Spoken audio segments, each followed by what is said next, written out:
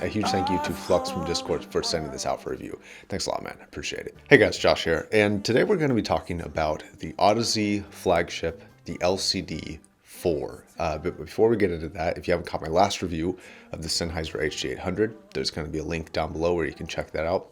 Very interesting little video there. And just as a quick reminder, if you like videos like this one, headphone reviews in general, coming up next is going to be the HE1000 version 2 from Hyphaman. So subscribe if you're interested in stuff like that. All right, guys, sometimes these reviews get a little bit long, so if you want to skip to any particular part, go ahead and skip here. That'll get you to wherever you're interested in going. Now, before we get into sound, let's go ahead and talk about the build of this headphone. So this headphone is beautiful, but very, very heavy. It comes in at about 600 grams, and the weight distribution is awkward. It makes it feel very, feels like your head becomes like a hammer when you're wearing it. Like it's very heavy, and it's very kind of, the weight is heavily on the very outside of the headphones. So like you can really feel it right here, which is where most of the weight is. Now, compared to the other LCDs that I've tried, I think these are probably the thickest pads, and they have this super heavy magnet array in there, and the metal on the outside of the headphones just adds to the weight. So it's a very heavy headphone.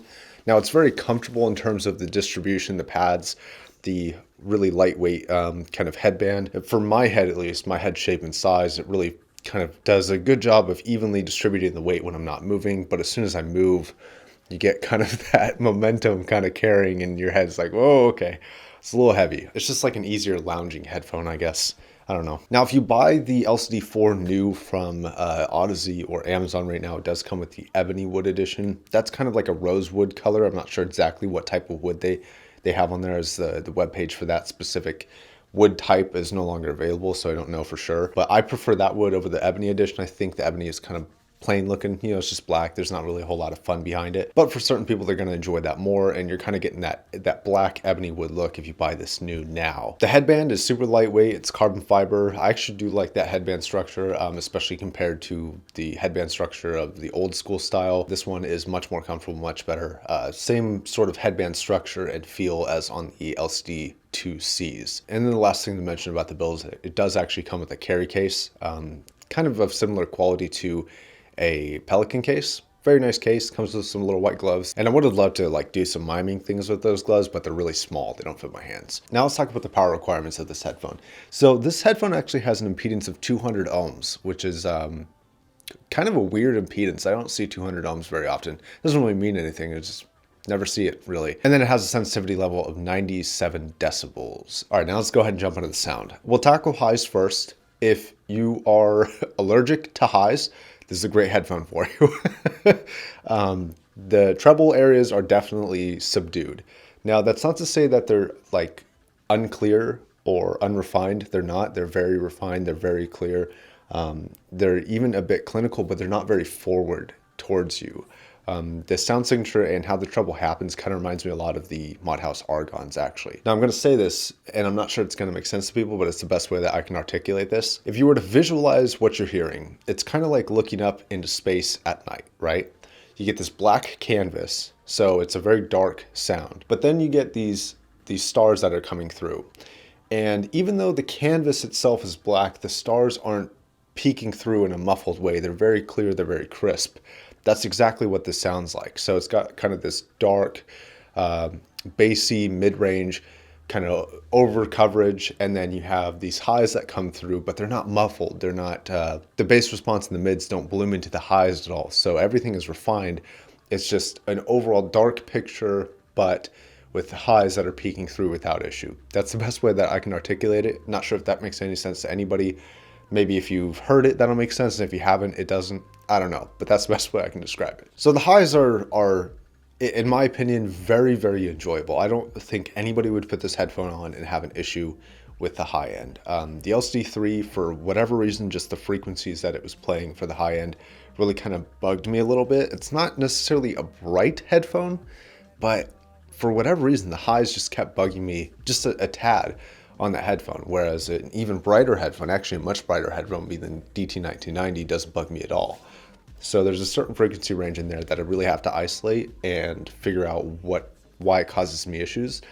The LCD-4 does not have that issue. And while it's not particularly forward, Detail retrieval is not hard, but it is a little bit, you have to focus on it a little bit more. It's not necessarily forced towards you. It's kind of just laid out in front of you. If you want it, you can go get it. If you don't want it though, it's not going to be kind of pushed your way.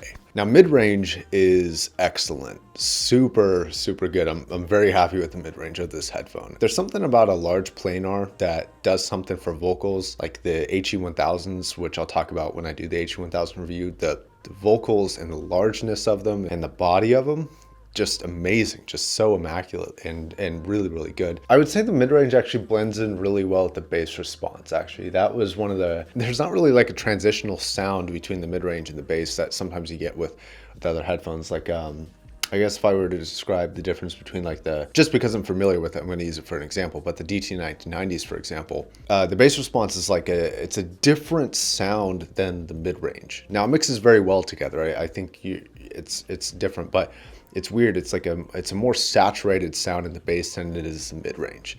Whereas the LCD-4 has this very even tonality between all the ranges, even the high ranges. Everything feels kind of very warm and cozy, and it's very Audeze. It's a very Audeze sound. Okay, so mid-range vocals are great. How are instruments? Well, instruments are good because of the imaging, the soundstage, and how that all happens.